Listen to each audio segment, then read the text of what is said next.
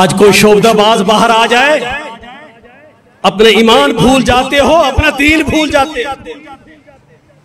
آج میڈیا میں کتنے یہ معاملات آ رہے ہیں، جھوٹے اور دغا باز لوگوں نے دم درود اور پیری مریدی کے چکروں میں عزتوں کو پامال کرتے ہیں، بے حیائی کو عام کرتے ہیں، مال و متاع لوٹتے ہیں۔ اس وجہ سے تمہیں اللہ کے دین کا شعور نہیں۔ الحمدللہ نحمدہ ونستعینہ ونستغفر ونعوذ باللہ من شرور انفسنا ومن سیئات اعمالنا من يهده الله فلا مضل له ومن يضلله فلا هادي له وأشهد أن لا إله إلا الله وحده لا شريك له وأشهد أن محمدا عبده ورسوله فإن خير الحديث كتاب الله وخير الهدي هدي محمد صلى الله عليه وسلم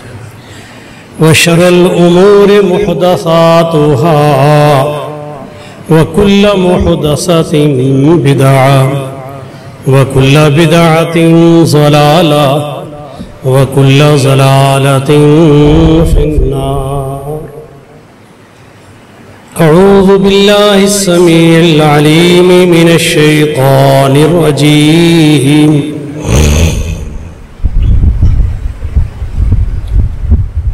ومن يشاقق الرسول من بعد ما تبين له الهدى ويتبع غير سبيل المؤمنين نوله ما تولى ونصله جهنم وساءت مصيرا۔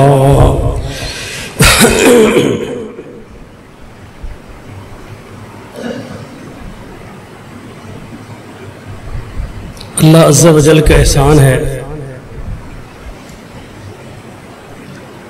کہ ہم ایک مسلم گھرانے میں پیدا ہوئے ہیں۔ جس معاشرے میں، جس ماحول میں ہم نے آنکھ کھولی ہے، ہمیں وہاں سے اللہ کا منتخب کیا دین اسلام نصیب ہوا ہے۔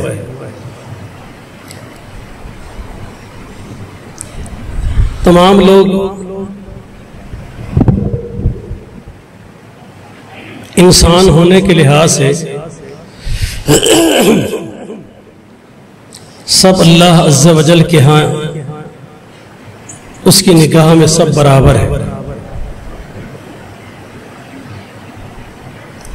ہر دور میں اللہ نے ہر انسانوں میں اپنے انبیاء بھیجے، جن کی وجہ سے لوگ دو گروہ میں تقسیم ہو جاتے تھے۔ ایک وہ گروہ جو اللہ اس کے رسول پر ایمان لاتا، اور ایک وہ گروہ جو اللہ اس کے رسول کا انکار کر دیتا ہے۔ اللہ تعالیٰ نے یہ بات واضح پوری انسانیت پر کر دی کہ ہم نے تمام انسانوں میں وَلَقَدْ بَعَثْنَا فِي كُلِّ أُمَّةٍ رَسُولًا، ہم نے ہر دور میں، ہر انسانوں کے ہر زمانے میں ہم انسانوں کے پاس اپنے نبی بھیجتے رہے اور ان کو یہ دعوت پہنچاتے رہے کہ ان اعبدوا اللہ واجتنبوا الطاغوت، کہ دنیا میں جب جینا ہے تو اکیلے اللہ کی عبادت کرنی ہے، اور اللہ کے مد مقابل جن جن کی عبادت لوگ کر رہے ہوں ان ہر ایک کا انکار کر دینا ہے۔ اگر تم نے یہ کام کیا اور جو اللہ کے نبی تمہارے پاس رب کا پیغام لے کر آئے ہیں، اگر تم نے اس پیغام کو اختیار کر لیا تو پھر موت کے بعد جو اصل زندگی ہے، جس کا فیصلہ ہونا ہے کہ یہ بندہ رب ذوالجلال کی پاس سزا کا حقدار ہے یا اخروی زندگی میں نعمتوں کا وہ اس کا حق بنتا ہے۔ اللہ کی رضا کی مقام جنت اسے ملتی ہے، یہ اللہ کے غضب کا مقام جہنم اس کا مقدر ہے۔ یہ فیصلہ قیامت کے دن اللہ تعالیٰ کریں گے۔ ویسے تو انسان جب موت کے منہ میں جاتا ہے، دنیا اس کے اختتام ہو جاتا ہے، اسے قبر کی طرف لے جایا جا رہا ہوتا ہے، اس وقت بھی اللہ کے فرشتے اس کو سنبھال چکے ہوتے ہیں، اس کے جزا و سزا کے معاملات شروع ہو چکے ہوتے ہیں، سوال و جواب شروع ہو چکے ہوتے ہیں۔ اس قرآن مقدس میں اللہ فرماتے ہیں کہ ایک آدمی اس حال میں مرتا ہے، اس کی زندگی کا معاملہ یہ ہے کہ وہ اللہ کی ذات کو بھول چکا ہے، وہ اپنے نفع و نقصان میں اللہ کے سوا کسی اور کو بلاتا ہے، دکھوں میں اپنی عرضداشت اللہ کے سوا کسی اور کے سامنے پیش کرتا ہے، بے اولاد ہونے میں اولاد رب کے علاوہ کسی اور آستانے سے مانگتا ہے، کسی اور شخصیت کے مزار اور قبر پہ جاتا ہے، اللہ کے علاوہ اس کے فرشتوں سے، نبیوں سے، جنات سے، پیروں سے، بزرگوں سے، آستانوں سے، درباروں سے، مزاروں سے، کسی بھی مقام پہ اگر وہ جا کر رب کے علاوہ کسی اور آستانے اور مقام سے امید رکھتا ہے کہ میں بے اولاد ہوں، مجھے یہاں حاضری دینے سے، اپنا دکھ پیش کرنے سے، اپنی پریشانی کے اظہار کرنے سے، بے اولاد ہونے کے تانے جو معاشرے میں ملتے ہیں ان تانوں پر آنسو گرانے سے اس صاحب قبر، صاحب مزار کو، اس آستانے والے، اس دربار والے کو اس مقام پہ ترس آئے گا، اور وہ ترس آنے کی وجہ سے مجھے صاحب اولاد یہ بزرگ کر دیں گے اگر اللہ کے سوا یہ عقیدہ کسی اور کے اوپر وہ رکھتا ہے۔ یہ بندہ وہ ہے جو اللہ عز و جل کے پاس جاتے ہوئے جب موت اس کے قریب آتی ہے تو اللہ کے فرشتے کہتے ہیں اینما کنتم تدعون من دون اللہ، تو اللہ کے سوا جن کو اپنا مشکل کشا سمجھتا تھا، مصیبتیں دور کرنے والا سمجھتا تھا، بے اولاد ہونے میں تیرا وہ اولاد دینے کا سہارا سمجھتا تھا، بیماریوں میں شفا دینے کا عقیدہ رکھتا تھا، دکھوں کے مداوے کا عقیدہ تیرا ان پر تھا، تو وہاں جا کر آستانوں پہ حاضریاں دیتا، منتیں اتارتا، چڑھاوے چڑھاتا، منتیں اور نظریں مانتا تھا، اور یہ تیرا عقیدہ تھا کہ دکھ ٹلتے ہیں، کیس ختم ہوتے ہیں، بیماری ہٹتی ہیں، اولادیں ملتے ہیں، بندہ شفایاب ہوتا ہے۔ یہ اگر ساتھ رہیں، یہ ہستیاں، یہ بزرگ اگر یہ میرا ساتھ دیتے رہیں، مجھے کوئی کچھ نہیں کر سکتا، مجھے دکھ نہیں آ سکتے، مصیبت نہیں آ سکتی۔ اللہ کے فرشتے کہتے ہیں آج موت سے بڑھ کر کوئی مصیبت نہیں ہے، تیری موت کا وقت آیا ہے، اللہ کے فورسز، فرشتے پہنچ چکے ہیں تیری روح قبض کرنے کے لیے، موت کا پیغام اللہ کا لے کر آئے ہیں۔ جس موت سے تو زندگی بھر بھاگتا رہا ہے، جس سے بڑھ کے کوئی بڑی مصیبت نہیں ہے، اینما کنتم تدعون من دون اللہ، آج بلا ان کو جو تیرے سہارا بنتے تھے، جن پر تیرا عقیدہ تھا، جو تیری مشکلوں میں کام آیا کرتے تھے، آج ان کو آواز دے، کیونکہ موت تیرا فیصلہ اللہ کی طرف سے لے کر، موت کا پیغام لے کر اللہ کے فرشتے آئے ہیں، اب تو تیری زندگی کا خاتمہ ہو رہا ہے، اب ان کو بلا کہاں ہے؟ قالوا ضلوا عنا، اب وہ پریشان ہے، زندہ بھی موجود ہیں، اور جن کے سہارے وہ دنیا میں اللہ کو چھوڑ کے جیتا تھا، جن کو وہ اپنے مشکلوں کا مشکل کشا سمجھتا تھا، نبیوں کو، شہداء کو، انبیاء کو، صلحاء کو، اللہ کے فرشتوں کو، آج وہ کہتا ہے مجھے کوئی میری دکھ اور مصیبت میرے کام نہیں آ رہا۔ آج اس کو یہ حقیقت سمجھ آ جاتی ہے کہ لا تدعو من دون اللہ، اللہ کے سوا اپنے مصائب میں کسی کو یاد کر کے نہ پکارا کرو، اللہ کے علاوہ کسی کو دکھوں کا ٹالنے والا نہ سمجھا کرو، اور نہ ہی کسی کو آوازیں دیا کرو، اس لیے کہ وَلَا تَدْعُ مِن دُونِ اللَّهِ مَا لَا يَنْفَعُكَ وَلَا يَضُرُّكَ، نہ تو تیرے نفع کے وہ مالک ہیں، نہ تیرے نقصان کے وہ مالک ہیں۔ اگر تو اللہ کے سوا اپنے مسائل میں ان کو پکارے گا، فَإِن فَعَلْتَ فَإِنَّكَ إِذًا مِّنَ الظَّالِمِينَ، پھر اللہ کی نظر میں تو سے بڑا ظالم اس کائنات میں کوئی نہیں۔ اسی وقت معاملہ شروع ہو جاتا ہے، اینما کنتم تدعون من دون اللہ، بلا ان کو، بچا لے تجھے موت سے، تیری موت روک کر دکھا دے۔ قالوا ضلوا عنا، اب وہ کہتا ہے ادھر دیکھتے ہے ادھر دیکھتے ہے، سر گھماتا ہے، نظر اٹھاتا ہے، کہتا ہے کوئی میرا ساتھ نہیں دے رہا۔ وَشَهِدُوا عَلَىٰ أَنفُسِهِمْ أَنَّهُمْ كَانُوا كَافِرِينَ، اب وہ گواہی دینا شروع کر دیتے ہیں اپنی ذات پر، واقعی ہم اللہ کا انکار کرتے تھے۔ آج کہیں میرے بھائیوں یہ سجدہ اللہ کا حق ہے، یہ رکوع اللہ کا حق ہے، یہ نظر و نیاز اللہ کا حق ہے۔ پریشانیوں میں کسی ہستی کے سامنے اپنے دکھ پیش کرنا اس عقیدے کے ساتھ کہ میرے دکھوں کا مداوع وہی ایک ذات کر سکتی ہے، وہ اللہ کے سوا کوئی نہیں ہے۔ آج کہا جائے بتایا جائے غصہ کرتے ہیں، سمجھ نہیں آتی، لیکن جب موت قریب آئے گی سب کچھ سمجھ آئے گا۔ آج ہم تو شرک نہیں کرتے، مجھے دوست کہنے لگے کہ آپ کہتے ہیں شرک کرتے ہیں، لیکن ہم ان لوگوں سے ملتے ہیں، دوستوں سے ملتے ہیں،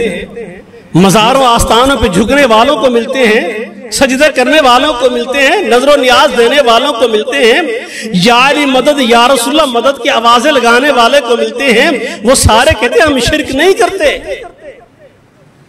نہیں تو قرآن کہتا ہے قیامت کا دن ہوگا، اللہ فرمائیں گے شرک کرنے والوں کو وَامْتَازُوا الْيَوْمَ أَيُّهَا الْمُجْرِمُونَ، ان مجرموں کو علیحدہ علیحدہ کر دو،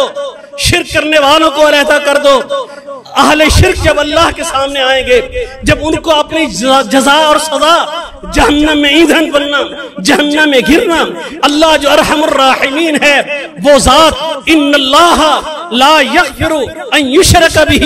وہ آج رب معاف کرنے کا سوال ہی پیدا نہیں ہوتا، وہ عظمتوں والی ذات، وہ بندوں پہ رحم کھانے والی ذات، آج اتنا اللہ غصے میں ہوگا، ناراض ہوگا کہ انہو من یشرک باللہ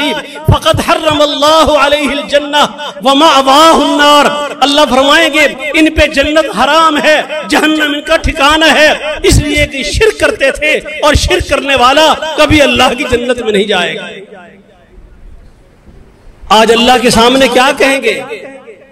واللہ ربنا ما کنا مشرکین، پڑھیے قرآن، پڑھیے 7واں پارہ، قسم اٹھائیں گے اللہ کی قسم، اللہ ہم شرک کرتے ہی نہیں تھے، غیروں کے آستانوں پہ نظریں چڑھاتے، تازیہ گھوڑے کی پوجا کرتے، اپنے ہاتھوں سے بنائے ہوئے بتوں کو پوجا کرتے تھے، ان پر امیدیں لگایا کرتے تھے۔ یہ کہتے نہیں اللہ کے قرآن میں جو ہے وہ ہے من دون اللہ، ہم تو اللہ کے علاوہ من دون اللہ نہیں اولیاء اللہ کو پوجتے ہیں۔ اللہ فرمائیں گے آج منظر دیکھو، قیامت کا منظر ہوگا، قرآن نقشہ کھینچتا ہے، عیسائیت کی ایک تعداد عیسائیوں کھڑی ہوگی، ایک طرف عیسیٰ علیہ السلام کھڑے ہوں گے، ان کی والدہ ماجدہ سیدہ مریم کھڑی ہوں گی۔ اللہ فرمائیں گے عیسیٰ علیہ السلام سے انت قلت للناس اتخذونی و امی الہین من دون اللہ،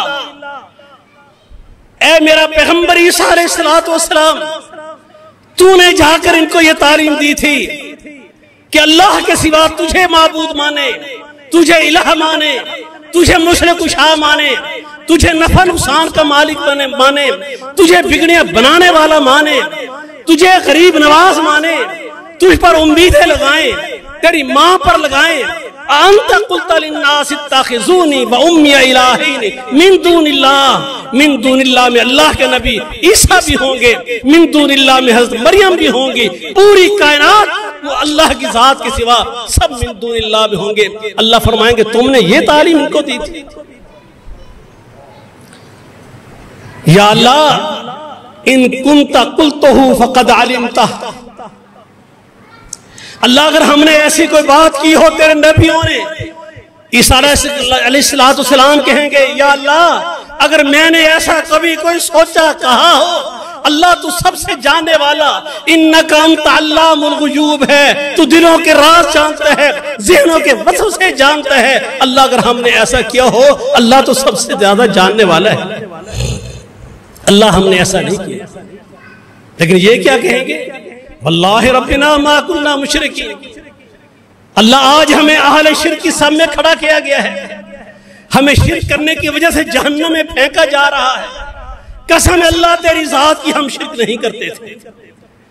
اللہ فرمائیں گے انظر کیف کذبوا علی انفسہم، پوری انسانیت دیکھے آج یہ ظالم کس طرح اللہ کے سامنے کھڑے ہو کر جھوٹ بول رہے ہیں، اور اپنے جھوٹ کی سزا پھر کیا پائیں گے؟ اللہ کے عذاب جہنم۔ جب آپ اللہ کے نبی کیوں آئے؟ امت کو بتا دیں، اللہ کے بندوں تک پیغام پہنچا دیں کہ لوگو اگر یہ انداز اپنی زندگی کا اختیار کرو گے، یہ عمل اختیار کرو گے، یہ کرتوت کرو گے، جہنم میں جاؤ گے۔ اگر چاہتے ہو اللہ کی جنت میں چلے جائیں، پھر جو اللہ اس کا رسول کہتے ہیں وہ کام کرو۔ تمہیں دنیا میں مال و متاع مل جائے، تمہیں دنیا میں آسائشات مل جائیں، تمہیں دنیا میں حکومت اور اقتدار مل جائیں، تمہاری بلڈنگیں کاروبار بڑھ جائے، معاشرے میں عزت اور تکریم تمہیں دنیا کے لوگوں سے ملنا شروع ہو جائے، ہر چیز تمہیں دنیا کی مل جائے، لیکن اگر تم اللہ کے عذاب جہنم سے نہ بچ سکے، تم کبھی کامیابی تصور نہ کرنا کہ ہم دنیا میں کامیاب ہو۔ کامیاب کون ہوگا؟ وَمَنْ زُحْزِحَ عَنِ النَّارِ وَأُدْخِلَ الْجَنَّةَ فَقَدْ فَازَ۔ اللہ فرماتے ہیں قیامت کے دن آؤ گے، اس دن جو شخص اس لائق ہوا کہ اللہ کی رحمت اس کو ڈھانپے، اس کے اعمال اس قابل ہوئے، اس کا عقیدہ ایسا ہوا کہ اللہ کی دہتی آگ جہنم سے وہ بچا لیا گیا، اللہ کی جنت میں بھیج دیا گیا، فقد فاز، سمجھو وہی کامیاب تھا دنیا میں بھی اور آخرت میں بھی۔ دنیا میں چاہے اوکے سوکے گزری، بھوک اور افلاس میں گزری، تنگ دستی میں گزری، بے اولاد ہونے میں گزری، سارا کچھ اللہ کے لیے وہ صبر کر کے گزارتا رہا کہ مالک یہ زندگی ہے، انما اموالکم و اولادکم فتنہ، یہ دنیا، یہ مال، یہ اولاد، یہ بیوی، یہ بچے، یہ مال و متاع، یہ سارے کا سارا اللہ تعالیٰ نے آزمانے کے لیے دیا ہے۔ فَأَمَّا الْإِنسَانُ إِذَا مَا ابْتَلَاهُ رَبُّهُ فَأَكْرَمَهُ وَنَعَّمَهُ فَيَقُولُ رَبِّي أَكْرَمَنِ۔ اللہ فرماتے ہیں کبھی رب اپنے بندوں کو نعمتیں دیتا ہے، مال کی، اولاد کی، صحت کی، عزت کی، وقار کی، تاکہ اس بندے کی آزمائش ہو، رب کو بھول تو نہیں جاتا۔ اس مال و متاع کی جمع کرنے کے اندر ایسا نادان ہے، اس نے یہ سمجھا ہے الذی جمع مالا وعددہ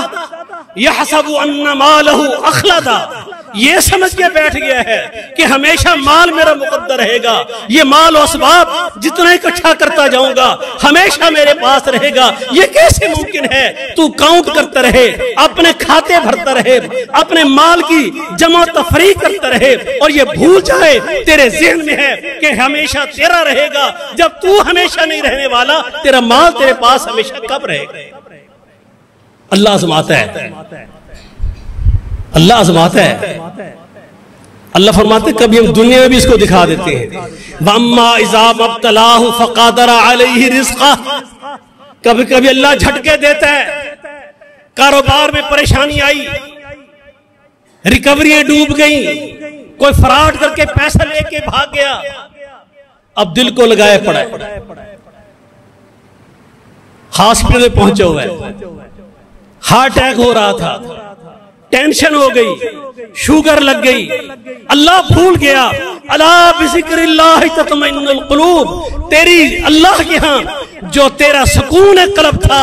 دل کا سکون تھا، وہ رب کے تعلق میں تھا، اللہ کے ذکر میں تھا۔ وَلَقَدْ يَسَّرْنَا الْقُرْآنَ لِلذِّكْرِ، اللہ کا ذکر قرآن ہے، تیرا تعلق بالقرآن ہوتا، نہ تو مینٹلی اپسیٹ ہوتا، نہ نفسیاتی مریض بنتا، نہ تیرے کاروبار کی پریشانی تجھے پاگل کر دیتی، نہ تجھے دل کا اٹیک ہوتا، تو جانتا کہ سارا کچھ میرے اللہ کی طرف سے آزمائشیں ہیں، کبھی دے کر آزماتا ہے، کبھی لے کر آزماتا ہے،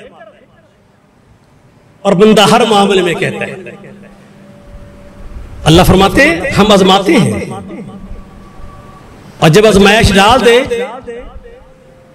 آزمائش بھی کیوں ہوتی ہے؟ کیوں یہ کاروباری لحاظ سے ٹینشن آتی ہیں؟ اپنے آپ پہ غور کر لو۔ اللہ فرماتے ہیں اب اسے مال کی کمی کے جھٹکے دینا، تو پھر یہ لوگوں سے کہتا ہے بس میرے اللہ نے مجھے ذلیل کر دیا ہے۔ کافر بھی تو ہیں نا، وہ کون سا اللہ کی باتیں کرتے ہیں، نمازیں پڑھتے ہیں، وہ کون سے حلال و حرام کی تمیز کرتے ہیں، وہ کون سا بیٹیوں اور بہنوں کو جائیدادیں دیتے ہیں۔ آج صف اول میں کھڑے ہونے والا اہل حدیث سن لے، آپ نماز میں تو اہل حدیث ہوتے ہیں، بیٹیوں اور بہنوں کی جائیداد کے معاملے میں ظالم بن جاتے ہیں۔ کون دیتا ہے؟ اللہ قرآن میں کیا کہتے ہیں؟ تلک حدود اللہ، میں نے یہ وراثت کا قانون بیان کر دیا ہے قرآن میں۔ اللہ فرماتے ہیں یہ رب کے قوانین ہیں۔ من یتعد حدود اللہ، اب جو اللہ کی حدوں کو، قانون کو توڑے گا، کس قانون کو؟ قانون وراثت کو، یدخلہ نارا خالدا فیہا، اللہ اس کو ہمیشہ ہمیشہ جہنم میں ڈالے گا۔ کافر کو اللہ جہنم میں ڈالے گا، مشرک کو اللہ ہمیشہ جہنم میں ڈالے گا، یا دو بندوں کو اللہ نے ہمیشہ جہنم میں ڈالنے کا اعلان کیا ہے۔ وَمَن يَقْتُلْ مُؤْمِنًا مُتَعَمِّدًا فَجَزَاؤُهُ جَهَنَّمُ خَالِدًا فِيهَا، جو جان بوجھ کر کسی مومن کو قتل کرے گا ناجائز، سوچے میں نے تو جائز قتل کیا ہے، نہیں، جائز قتل وہ ہے جو حکومت اور اقتدار پہ بیٹھا قاضی اور سلطنت کا قانون اس پہ حد جاری کرتا ہے، تجھے یہ کسی اور کو قانون ہاتھ میں لینے کی اجازت نہیں۔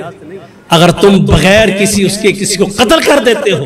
ذاتی انتقام، ذاتی غصہ، ایک مومن کو قتل کرتے ہو، فَجَزَاؤُهُ جَهَنَّمُ خَالِدًا فِيهَا، ہمیشہ ہمیشہ اللہ کے عذاب جہنم میں جلو گے۔ بیٹیوں بہنوں کا حق مارو گے، جائیداد سے محروم کرو گے، تب بھی اللہ کے عذاب میں جلو گے۔ یہ نمازیں، یہ رفع الیدین، یہ آمین، یہ تمہیں اس قانون کو توڑنے پر اللہ سے بچا نہیں سکے گی۔ اس لیے اللہ فرماتے ہیں ایسی بات نہیں ہے۔ آج تو کہتے ہیں کاروبار میں جھٹکے آئے، لوگ میرے مال کھا کے بھاگ گئے، مجھے پریشانی ہوئی، کس وجہ سے ہوئی؟ میرے رب نے مجھے فیقول ربی اہانا، میرے رب نے مجھے ذلیل کر دیا۔ کلا، اللہ فرماتے نہیں، ان اللہ لا یظلم مثقال ذرہ، اللہ تو وہ ذات ہے جو ایک ریت کے ذرے کے برابر بھی اپنے بندے پر ظلم نہیں کرتا۔ تیرے اپنے کرتوت ہیں، جب تجھے مال ملا، اقتدار ملا، چودراہٹ ملی، معاشرے میں عزت اور وقار ملا، دوست ملے، احباب ملے، پھر تو نے اپنے بیٹیوں کے، ہمسایوں کے، یتیموں کے مال حسب کرنا شروع کر دیا۔ کلا بلا تکرمون الیتیم ولا تحاضون علی طعام المسکین وتاکلون التراث اکلا لما وتحبون المال حبا جما۔ پھر مال کی محبت میں تو اتنا اندھا ہو گیا کہ تو نے یتیموں کی عزت نہیں کی، تو نے میراث کے قانون کی پاسداری نہیں کی، تو نے بھوکوں کو کھانا کھلانے کا احساس نہیں کیا، تو اپنی زندگی میں فرعونیت میں اترا ہوا تھا۔ اللہ نے تجھے جھٹکے دے کر احساس دلایا یہ ہمیشہ اقتدار نہیں رہتے، ہمیشہ مال نہیں رہتے، ہمیشہ کاروبار نہیں رہتے۔ اگر مومن ہے تو اللہ کے سامنے جھک جائے گا، اپنی خطاؤں پہ معافی مانگے گا، اپنی غلطیوں کا ازالہ کرے گا۔ اللہ فرماتے ہیں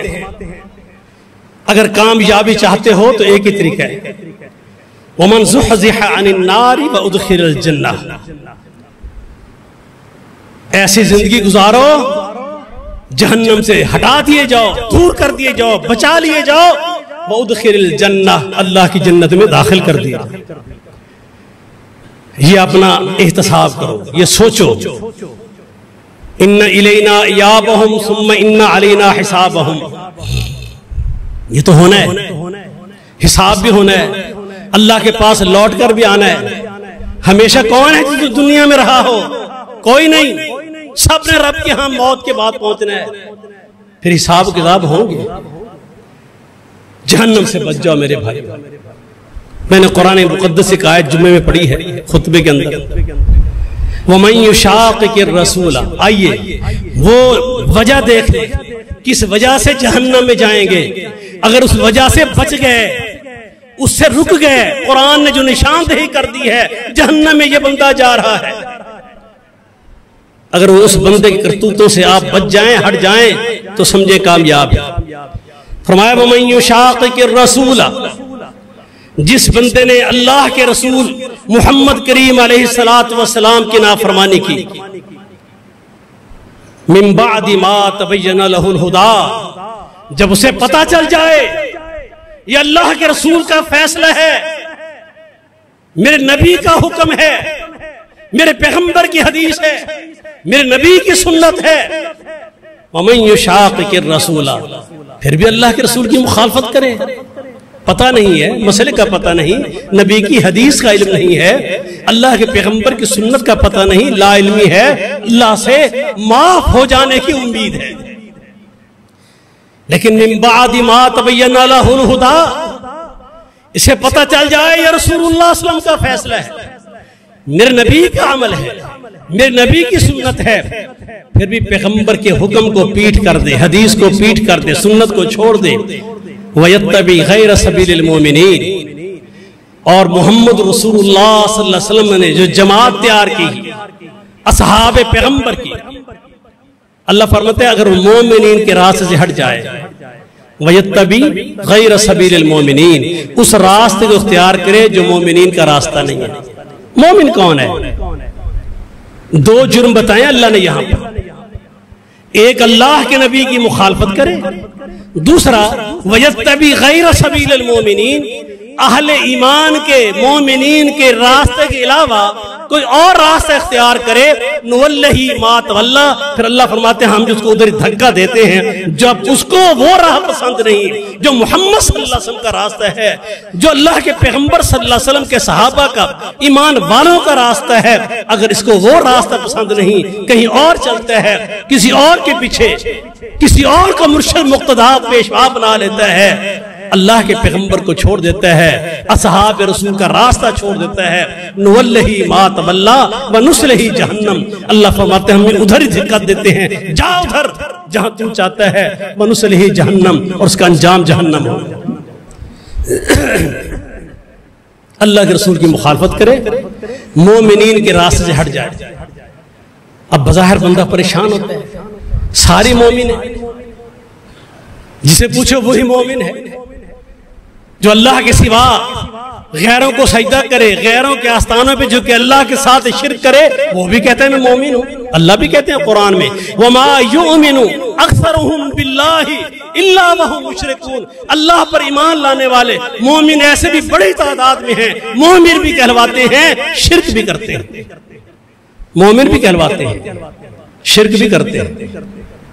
ابھی قریب دن گزرے ہیں، دیکھ لیں، اپنے آپ کو مومن کہلوانا، اللہ کے سوا غیروں کو سجدے کرنا، غیروں سے امداد مانگنا، غیروں کو بلاوے دینا، شرک بھی کرتے ہیں. اللہ پھر یہاں تو کوئی قبر پرست ہے، کوئی تعزیہ پرست ہے، کوئی کسی طرف جا رہا ہے، کسی طرف جا رہا ہے مسلمان. اللہ کس کا راستہ؟ اللہ فرماتے ہیں والذین آمنوا وہاجروا وجاہدوا فی سبیل اللہ، محمد رسول اللہ صلی اللہ علیہ وسلم پر جو ایمان لائے تھے، پھر میرے نبی کے ساتھ انہوں نے جہاد کیا، ہجرت کی. والذین آمنوا وہاجروا وجاہدوا، میرے پیغمبر پر ایمان بھی لائے، ہجرت بھی کی، جہاد بھی کیا، گھر چھوڑا، مکہ چھوڑا، کاروبار چھوڑے، تجارتیں چھوڑی، رشتہ دار چھوڑ، سب کچھ چھوڑ دیا اپنے اللہ اس کے رسول کی محبت میں. جب مدینہ پہنچے والذین آووا ونصروا، آگے کھڑے مسلمانوں نے خوش آمدید کہا. جو گھر اجاڑ کے آئے تھے اپنی بہنیں بیٹی ان کی نکاح میں دے کر گھر بسائے، تجارت میں حصہ دار بنایا، مال و متاع سے مدد کی، جو گھر تھے کہ گھر ان کو دیا، ان کے دکھ سکھ کی پاسداری کی. والذین آووا ونصروا، وہ مہاجرین صحابہ، یہ انصار صحابہ. اللہ فرماتے ہیں اولئک ھم المؤمنون حقا، یہ ہیں وہ مومن سچے جن کی اللہ قرآن میں کہتا ہے وَيَتَّبِعْ غَيْرَ سَبِيلِ الْمُؤْمِنِينَ، اگر مومنین کے راستے سے ہٹے، یہ محمد کے صحابہ کا راستہ. فَإِنْ آمَنُوا بِمِثْلِ مَا آمَنْتُمْ بِهِ فَقَدْ اهْتَدَوْا، میرے محمد کے صحابہ جیسے ایمان لائے، اللہ فرماتے صلی اللہ علیہ وسلم میرے نبی کے صحابہ ایمان لائے، اور بعد میں آنے والوں اب ان جیسا ایمان لاتے جاؤ گے تو جنت میں جاؤ گے ورنہ جہنم میں جاؤ گے۔ دو جرم ہم نے نہیں کرنے، اللہ کے رسول کی مخالفت نہیں کرنی، محمد رسول اللہ صلی اللہ علیہ وسلم کے صحابہ کا طریقہ نہیں چھوڑنا۔ اللہ کے رسول نے فرمایا میری امت فرقوں میں تقسیم ہو جائے گی، 73 فرقوں میں بڑھ جائیں گے، 72 جہنم میں جائیں گے، جو جنت میں جماعت جائے گی ما انا علیہ و صحابی، جو اس دین پر رہیں گے جو میرے اور میرے صحابہ کا دین۔ آئیے انتہائی محبت اور پیار سے پہلے اللہ کے رسول کو دیکھیے، اپنے پیغمبر پر ایمان سے ہی کیجیے، اللہ کا قرآن پڑھیے، سیکھیں رب کے قرآن کو۔ بہت بڑے عالم نہیں بن سکتے، میری ایک گزارش ہے آپ سے، جتنے قرآن پاک کی وہ چند سورتیں تمہیں یاد ہیں جو تم کھڑے ہو کر نماز میں پڑھتے ہو، جو سبحانک اللہم و بحمدک یہ دعا پڑھتے ہو ثنا کے طور پہ، جو سورۃ الفاتحہ پڑھتے ہو، سورہ اخلاص پڑھتے ہو، قل یا ایھا الکافرون پڑھتے ہو، قل اعوذ برب الفلق پڑھتے ہو، جو سورتیں نماز میں پڑھتے ہو، دن کی 5 دنوں رات میں 5 نمازیں پڑھتے ہو، سنتیں پڑھتے ہو، نوافل پڑھتے ہو، اس میں تشہد پڑھتے ہو، دوشی پڑھتے ہو، دعائیں پڑھتے ہو۔ اللہ کے رسول تو فرماتے ہیں جب مومن نماز پڑھتا ہے نا، سب سے زیادہ جب سجدے میں ہوتا ہے، اس سے بڑھ کے اللہ کے قریب بندہ ہو نہیں سکتا جب سجدے میں سر رکھ دیتا ہے اور کہتا ہے سبحان ربی الاعلی۔ اس سے بڑھ کے وسجد وقترب، سجدہ کر رب کے قریب ہو جا جب سجدے میں سر رکھتا ہے، اس سے بڑھ کے رب کے قریب کوئی اور ہو سکتا ہی نہیں۔ نبی فرماتے ہیں جب یہ رب سے دعائیں مانگ رہا ہوتا ہے سجدے میں، رکوع میں، تشہد میں، اللہ اکبر، 2 سجدوں کے درمیان جب یہ دعائیں پڑھتا ہے، یہ اپنے رب سے راز و نیاز کی باتیں کر رہا ہے خاموشی سے، اللہم اغفر لی ورحمنی، معاف کر دینا میرا اللہ مجھ کو، رحم کر دے اللہ مجھ پر، ہدایت دے اور ہدایت پہ قائم رکھ میرے اللہ مجھ کو، ورزقنی، اللہ رزق وسیع کر دے میرا، رزق حلال مجھ کو زیادہ دے دے۔ پھر سجدے میں چلا جاتا ہے، پھر رب سے مانگتا ہے۔ کبھی اس ترجمے کو ہی سیکھ لو، دنیا کی ساری سیاست تمہیں آتی ہے، ہسٹری عمران خان نوازی کی پیدائش سے لے کر آج تک جو مرضی پوچھ لو سب پتا ہے، پاکستان کی سیاست پہ گھنٹے گزار دو گے، ارے جو رب سے کلام کرتے ہو وہی تو سمجھ لو رب سے کیا کہتے ہیں۔ اللہ کہتا کیا ہے، تم نے اللہ سے کیا کہا ہے، سبحانک اللہم، اے اللہ تو پاک ہے، تو ظلم نہیں کرتا، اللہ تو کمزور نہیں ہے، اللہ تو طاقتوں والا ہے،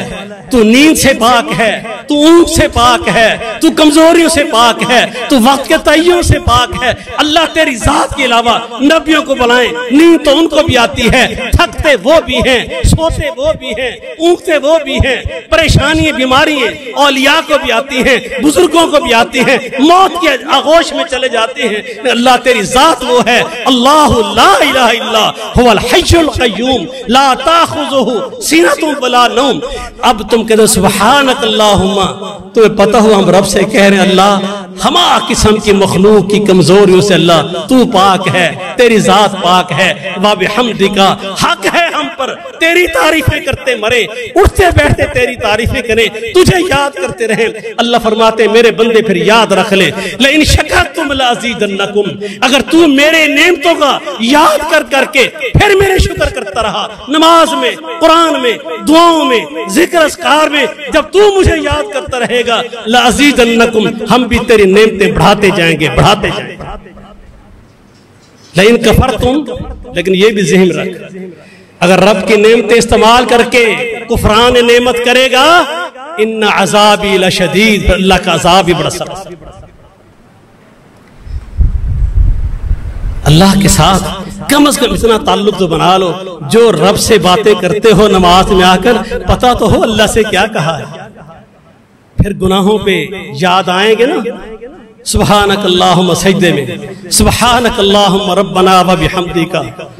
اللہم اغفر لی، اللہ معاف کر دے مجھ کو، بخش دے مجھ کو، سجدے میں تو پڑھا ہے اللہم اغفر لی ذنبی کلہ، اللہ کے پیغمبر نے یہ دعا بھی سکھلائی اللہم اغفر لی ذنبی کلہ، اللہ تیرے در پہ آیا ہوں، تیرے سامنے سجدہ کر دیا ہے، میرے سارے گناہوں کو اللہ معاف کر دے، دقہ و جلہ و اولہ و آخرہ و علانیتہ و سرہ، اللہ بڑے گناہ بھی ہیں میرے، تو جانتا ہے، اللہ وہ بھی معاف کر دے، چھوٹے ہیں اللہ وہ بھی معاف کر دے، چھپ کے کیے ہیں اللہ تیرے علم میں ہے وہ بھی معاف کر دے، لوگوں کے سامنے تکبر کیا ہے، جھوٹ بولا ہے، غیبت کی ہے، اللہ وہ بھی تیرے علم میں ہے، اللہ وہ بھی معاف کر دے، یا اللہ اگر میں نے کوئی اعلانیہ کیے ہیں وہ بھی گناہ تیرے سامنے ہیں، خفیہ کیے ہیں وہ بھی تیرے سامنے ہیں، اللہ سارے معاف کر دے۔ نبی صلی اللہ علیہ وسلم فرماتے ہیں اللہ فرشتوں میں کہتا ہے، فرشتوں میرے بندے کو دیکھو یہ جانتا ہے کہ اللہ کے سوا مجھے معاف کرنے والا کوئی نہیں، گناہ تو ہوا ہے، انسان ہے، خطا کار ہے،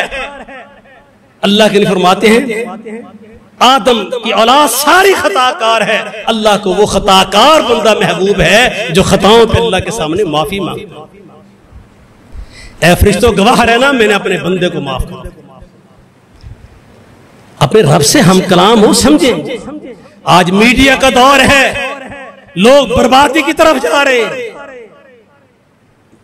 اپنے مسلمان گھرانے میں پیدا ہونے والے نیٹ پہ بیٹھ کر نام مسلمانوں کے، نام اسلام کا اور عقیدہ کافروں والا ہوتا جا رہا ہے۔ آج نیٹ پہ چلے جائے حیران ہوتا ہے بندہ، ہم سمجھتے ہیں یار یہ قادیانی تو مر گئے، کون اللہ کے علاوہ کسی اور کو نبی مانتا ہے؟ آج کوئی شعبدہ باز باہر آ جائے، اپنے ایمان بھول جاتے ہو، اپنا دین بھول جاتے ہو۔ آج میڈیا میں کتنے یہ معاملات آ رہے ہیں، جھوٹے اور دغا باز لوگوں نے دم درود اور پیری مریدی کے چکروں میں عزتوں کو پامال کرتے ہیں، بے حیائی کو عام کرتے ہیں، مال و متاع لوٹتے ہیں، اس وجہ سے تمہیں اللہ کے دین کا شعور نہیں ہے۔ آج میڈیا میں بیٹھ کے کہتے ہیں، میں حیران ہو گیا، مرزا غلام احمد قادیانی وہ قذاب وہ دجال جس نے اپنے آپ کو نبی کہا،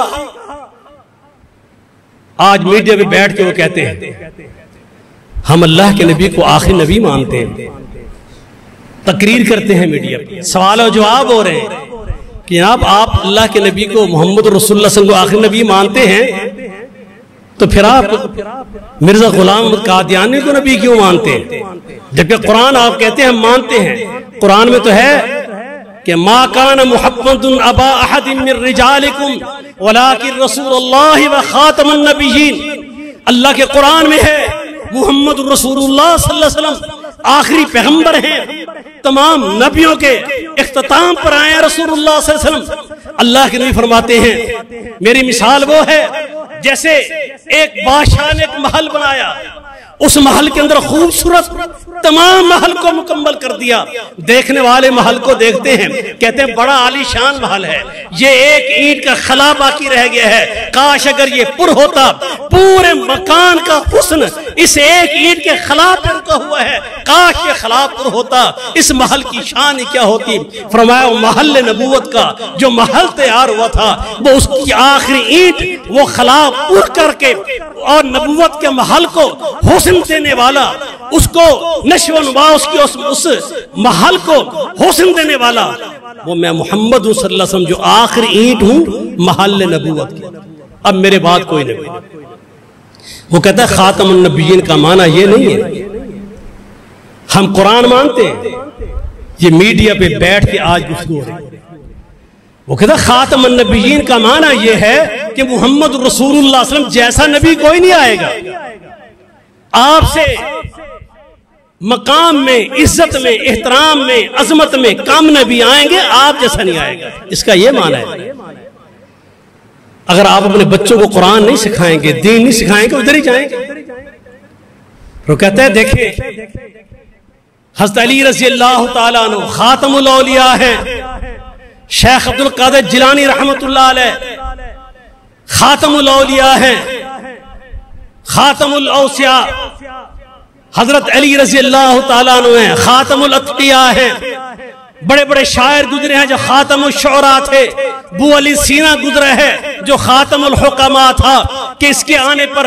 یہ خاتم الحکماء ہے۔ اگر تم یہ کہو کہ خاتم کا معنی یہ ہے، اس کے بعد کوئی حکیم نہیں آئے گا، یہاں تو گلیوں بازاروں میں حکیم بیٹھے ہیں۔ اگر تم کہو خاتم الاولیاء کا معنی یہ ہے، شیخ عبد القادر جیلانی کے بعد کوئی نبی نہیں، کوئی ولی نہیں آئے گا، تو پھر یہ ہزاروں جو دربار اور مزار ہیں، بڑے بڑے اولیاء ہیں، پھر یہ کہاں جائیں گے؟ ان کو ولی کیوں مانتے ہو اور کہتے ہو کہ خاتم الشعراء جو عرب کا فلاں شاعر گزرا ہے اس کا معنی یہ ہے کہ اب کوئی شاعر نہیں آئے گا؟ تو آج تک ہزاروں لاکھوں شاعر آ چکے ہیں، پھر ان کا کیا معنی کرو گے؟ کہا ایسے ہی اگر سیدنا علی رضی اللہ تعالیٰ عنہ کو خاتم الاولیاء کہا جاتا ہے، کیا ان کے بعد ولی نہیں آئے؟ عبد القادر جیلانی کے بعد نہیں آئے، ان جیسا کوئی نہیں آیا۔ حضرت علی کے بعد ولی آتے رہے، حضرت علی جیسا علی ولی اللہ جو کہنے والے لوگ ہیں وہ کہتے ہیں کہ اللہ کے ولی علی ہیں، لیکن خاتم الاولیاء ہیں، ان جیسا اور ولی کوئی نہیں آئے گا۔ خاتم الشعراء کا معنی ہے اس شاعر جیسا شاعر کوئی نہیں آئے گا۔ خاتم الحکماء کا معنی ہے ابو علی سینا جیسا پھر حکیم کوئی نہیں آئے گا۔ خاتم النبیین کا معنی یہ ہے کہ محمد جیسا صلی اللہ علیہ وسلم اب قیامت تک نبی کوئی نہیں آئے گا۔ یہ معنی نہیں ہے کہ بالکل ہی نہیں آئے گا، اس کا یہ معنی نہیں ہے۔ وہ نبی جو محمد رسول اللہ صلی اللہ علیہ وسلم کی شریعت کے اندر ہو، شریعت کے تابع ہو، محمد رسول اللہ صلی اللہ علیہ وسلم کا پیروکار ہو، قرآن کو مانتا ہو، اسی شریعت کو لے کے چلتا ہو، معاذ اللہ کی طرف سے اس پر وحی آتی ہو، پھر وہ مسلمانوں میں اسی پیغمبر محمد رسول اللہ صلی اللہ علیہ وسلم کا دین لے کر ان کی تربیت کرتا ہو، یہ امتی نبی ہوتا ہے۔ اس کا خاتم النبیین کا معنی مولوی غلط کرتا ہے کہ اس کا معنی ہے اللہ کے پیغمبر محمد صلی اللہ علیہ وسلم کے بعد نبی کوئی نہیں آئے گا۔ اگر خاتم النبیین کا یہ معنی کرو گے پھر ولی کوئی نہ مانو، پھر شاعر کوئی نہ مانو، پھر حکیم کوئی نہ مانو، اس لیے یہ معنی غلط ہے۔ اور محمد رسول اللہ صلی اللہ علیہ وسلم کی امت میں سے نبی ہو سکتا ہے۔ ہم کہتے ہیں اللہ کے پیغمبر، یہ میں مرزائیوں کی بات کر رہا ہوں، کوئی نہ سمجھ یہ نہ کہے کہ یہ سچے، سارا ان کا دجل ہے، فریب ہے، دھوکہ ہے۔ اگر اپنی نسلوں کو اللہ کی کتاب سے، نبی کی سنت سے ان کا تعلق پیدا نہیں کرو گے تو گمراہی تمہارے گھروں میں داخل ہو جائے گی۔ ہم کہتے ہیں یہ جو ساری داستان تم بناتے ہو، کہتا امت میں جو نبی ہو وہ نبی ہوتا ہے۔ یہ احمد غلام احمد قادیانی کذاب اور دجال، وہ کہتے ہیں یہ امتی نبی ہے، یہ محمد رسول اللہ صلی اللہ علیہ وسلم کی شریعت کے تابع نبی ہے، اس پر معاذ اللہ وحی آتی ہے۔ اب یہ اتنا بڑا جھوٹ ہے۔ اب آپ بھی، ہمارے نوجوان وہ خاتم الشعراء کو دیکھیں گے، خاتم الاولیاء کو دیکھیں گے، بات تو ٹھیک ہے۔ اب یہ خاتم الشعراء، خاتم الاولیاء، خاتم الحکماء، یہ بنایا کس نے یہ لفظ؟ یہ محمد رسول اللہ صلی اللہ علیہ وسلم نے فرمایا سیکون فی امتی، قریب ہے کہ میری امت کے اندر ثلاثون کذابون، بڑے بڑے ٹاپر 30 کذاب جھوٹے کھڑے ہوں گے، یزعمون انہم نبی، وہ اس بات کا دعویٰ کریں گے کہ ہم اللہ کے نبی ہیں، لیکن یاد رکھنا انا خاتم النبیین لا نبی بعدی، میرے نبی نے فرمایا، ابو داؤد جامع ترمذی کی صحیح حدیث ہے، فرمایا رسول اللہ صلی اللہ علیہ وسلم نے میری امت میں بڑے بڑے 30 کذاب اور دجال اٹھیں گے اور کہیں گے ہم اللہ کے نبی ہیں، لیکن یاد رکھنا میرے نبی نے پہلے کذاب کہا، کذابون ثلاثون، بڑے بڑے کذاب دجال 30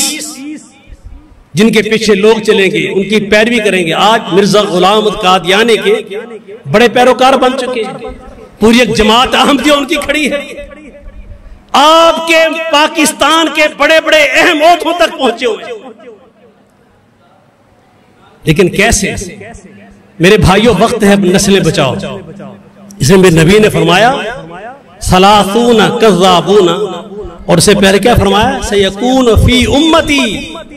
میری امت میں سے میرا کلمہ پڑھیں گے، میرے قرآن کو مانیں گے، میری شریعت کو مانیں گے، اسی کے تابع ہوں گے اور پھر نبی ہونے کا دعویٰ کر دیں گے، کذابون، پکے کذاب اور دجال ہوں گے۔ انا خاتم النبیین، کہاں سے آئیں گے؟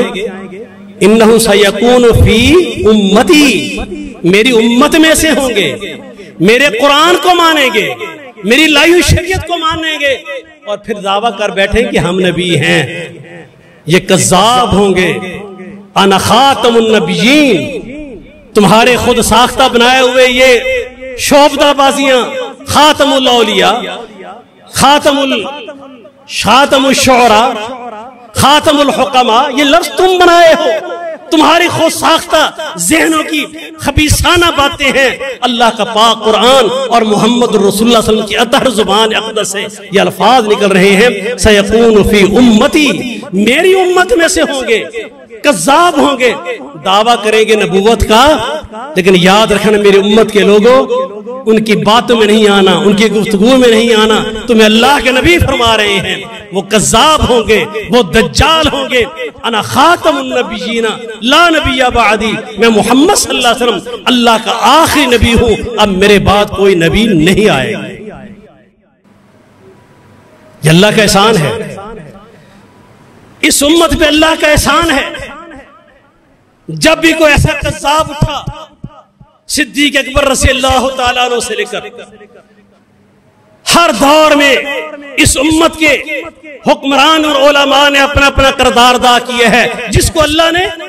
اس کی قسمت میں خیر عطا کی۔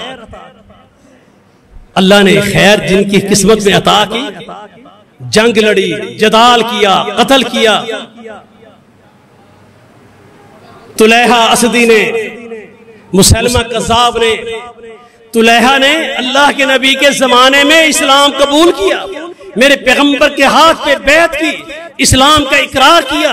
اشہدو لا الہ الا اللہ واشہدو ان محمد رسول اللہ یہ پڑھا، پھر اپنے قبیلے میں جا کر شیطان نے حملہ کیا کہ اتنی عزت محمد رسول اللہ صلی اللہ علیہ وسلم کی، آپ کا لعاب زمین پر نہیں گرنے دیتے، صحابہ وضو کا پانی نہیں گرنے دیتے، آپ کی ایک ایک اشارے پر عمل کرتے ہوئے آپ کی محبت و عظمت میں جانے تک دینے کو تیار ہیں۔ یہ مقام کیسے ملا ہے؟ اس نے سوچا شاید نبوت کا دعویٰ ایسے ہی ہو جاتا ہے، اس نے کہا میں بھی نبی ہوں، اپنے قبیلے کے لوگوں کو جمع کیا، شعبدہ بازی کی، لفاظی کی، باتیں کی، لیکن صدیق اکبر رضی اللہ تعالیٰ عنہ اللہ کے نبی نے اس کے خلاف لشکر بھیجا، زرار بن ازور صحابی کو بھیجا، اس کے قتل کے لیے بھیجا، یہ وہاں سے بھاگ نکلا، پھر دوبارہ لوگوں کو جمع کیا، پھر پیروکار صدیق اکبر کے دور میں پھر پیروکار اکٹھے کیے، خالد بن ولید رضی اللہ عنہ حملہ کیا، اس کے پیروکاروں کو قتل کیا، یہ پھر جان بچا کے بھاگا۔ یہ امتی نبی تھا، یہ تابع شریعت نبی تھا، کذاب تھا۔ پھر سیدنا عمر کے دور خلافت سے پہلے چھپا رہا، پتا تھا محمد کے جانشین صلی اللہ علیہ وسلم، دین اسلام کے ختم نبوت کے چوکیدار میری جان ضائع کر دیں گے، چھپا رہا۔ پھر حضرت عمر کے دور میں آ کر حضرت عمر نے دیکھا وہ نہیں تھا، آیا توبہ کا اظہار کر کے کلمہ پڑھ کے مسلمان ہو گئے۔ سیدنا عمر فرمانے لگے تو وہی ہے، تیرے ہاتھوں محمد کے 2 صحابی شہید ہوئے تھے، تیرے لیے معافی کس چیز کی؟ اس نے کہا امیر المومنین، میرے ہاتھوں قتل ہو کر وہ جنت کی بادشاہی ان کو مل گئی، کامیاب ہو گئے۔ اگر میں ان کے ہاتھوں مر جاتا میں جہنم کا ایندھن بنتا۔ میرے رب نے مجھ کو اگر بچا کر موقع دیا ہے تو آپ بھی مجھ پر رحم کھائیں، مجھے اسلام قبول کرنے دیں، مجھے اسلام میں اپنا کردار ادا کرنے دیں۔ سیدنا عمر نے کہا تیرے رب کے ساتھ معاملہ ہے، اس نے اسلام قبول کر کے دوبارہ مسلمان ہوا۔ پھر اس کے بعد جنگ قادسیہ میں اور بڑے بڑے اسلامی جنگوں میں اپنی جان تک اسلام کے نام پہ قربان کر کے واضح کر دیا کہ میں نے کفر سے توبہ کر کے اسلام قبول کیا ہے۔ لیکن آپ حیران ہوں گے آج تک امت اس کو صحابی نہیں مانتی، شریعت میں وہ صحابی نہیں ہے، وہ اس وقت اس کو دیکھا جائے گا جب اس نے اسلام دوبارہ قبول کیا۔ اس لیے میرے بھائیوں، اس میں بڑا ایک کردار ہے، جن جن لوگوں نے ختم نبوت پہ کردار ادا کیا ہے ہم خوش دلی سے ان کی عزت و تکریم کرتے ہیں، ان کا احترام کرتے ہیں، اور اللہ کی توفیق سے ہمیں فخر اس بات پر جب یہ بر صغیر کے اندر غلام احمد قادیانی نے جھوٹی نبوت کا دعویٰ کیا، اس پورے بر صغیر میں ایک ایک شہر میں جا کر ایک ایک عالم کے پاس جا کر اس کو اس کے کفر سے، اسی کفریہ عبارتوں سے، کفریہ تحریروں سے، کفریہ تقریروں سے، نبوت کے جھوٹے دعووں سے، جس بندے نے جا کر علماء کے سامنے ایک ایک عالم کو سمجھایا، گفتگو اس کی سامنے رکھی، تقریر سامنے رکھی، کیونکہ ان کے علاقے کا تھا، وہ سیدنا وہ اپنا مولانا محمد حسین بٹالوی تھے رحمت اللہ علیہ، جنہوں نے سب سے پہلے علماء کو جمع کر کے متفقہ فتویٰ دلوایا کہ یہ بندہ کافر ہے، اس کے خلاف تحریک اٹھائی جائے۔ سب سے پہلے بر صغیر میں جس کا فتویٰ کارگر مانا جاتا تھا سید نذیر حسین محدث دہلوی رحمت اللہ علیہ نے اس کے کافر ہونے کا پہلا فتویٰ اس شخص نے دیا جو بر صغیر میں اہل حدیثوں کا سب سے بڑا محدث تھا۔ پھر تقاریر میں، چیلنج میں ثناء اللہ مرسی رحمت اللہ علیہ اور میری ایک یونیورسٹی کے دور میں ایک مرزائی سے بات ہوئی، وہ دشمن اسلام بھی اس کی گواہی دیتا تھا، اور مرزا غلام قادیانی نے بھی تحریروں میں لکھا، ثناء اللہ مرسی رحمت اللہ علیہ نے جس طرح تقاریر میں، مناظروں میں آخری مباہلہ بھی انہوں نے کیا تھا کہ اگر تو اللہ کا نبی ہے تو کذاب نہیں، ثناء اللہ اپنے رب کے ہاں تیرے ساتھ مباہلہ کرتا ہے، وہ بھی تیار ہوا، یا اللہ ہم میں سے جو باطل ہے، جو دشمن ہے تیرا، اللہ اس کو دوسرے کی زندگی میں موت دے دے۔ ثناء اللہ زندہ رہے بڑا عرصہ، وہ ان کی زندگی میں موت کے آغوش میں چلا گیا۔ پھر علامہ احسان ظہیر رحمت اللہ علیہ نے ختم نبوت پہ بڑا کردار ادا کیا۔ پروفیسر ساجد میر حافظہ اللہ، سینیٹر، امیر مرکزی جمعیت حدیث، ان کے بزرگ ابراہیم شال کوٹی رحمت اللہ علیہ، انہوں نے بڑا کردار ادا کیا۔ علامہ ساجد اس میں احسان ظہیر رحمت اللہ علیہ نے القادیانیہ لکھ کر عربوں میں ان کو ننگا کیا، مرزائیت اور اسلام لکھ کر مسلمانوں میں، اردو خان لوگوں میں ان کو ننگا کیا، اور پھر پوری امت اٹھ کھڑی ہوئی اہل حدیث کی اس آواز پر، پھر ہر ایک نے اپنا کردار ادا کیا، اور پھر نتیجہ یہ نکلا آج بھی جو ہمارے سپریم کورٹ کے اندر ایک فیصلہ کرتے ہوئے مرزائیت جو مرتد ہیں ان کے بارے میں لچک ڈالی گئی کہ ان کو بھی اپنے مسلک کا پرچار کا حق ہے، کفر کا حق کسی کو نہیں، یہ مرتد ہیں، یہ اپنے آپ کو کافر ڈکلیئر کر کے اسلام سے نکلے باہر، پھر اپنے مسلک پہ بات کریں، اسلام کے اندر رہ کر، مسلمان بن کر، قرآن کا نام لے کر ہمارے سادہ مسلمانوں کو گمراہ کرنے کے لیے اس کی اجازت نہیں دی جائے گی۔ سارے لوگ کھڑے ہوئے سینٹ کے اندر، جہاں اور لوگوں نے مسلمانوں ہم تسلیم کرتے ہیں، اپنے اپنے جماعت اسلامی کے لوگوں نے، دیوبندیوں نے، دوسرے مکاتب فکر کے اکابرین جو اپنا کردار ادا کیا، وہاں پر اللہ کی توفیق سے پروفیسر ساجد میر صاحب سینٹ میں، حافظ الکریم صاحب وہ بھی ببانگے دوہل فرنٹ لائن پہ کھڑے ہو کے اللہ کے پیغمبر کی ختم نبوت کا دفاع کر رہے تھے۔ لیکن میرے بھائیوں لازم ہے کتاب و سنت سے آگاہی حاصل کرو تاکہ ہم اپنی نسلوں کو بربادی سے بچا سکیں۔ وما علینا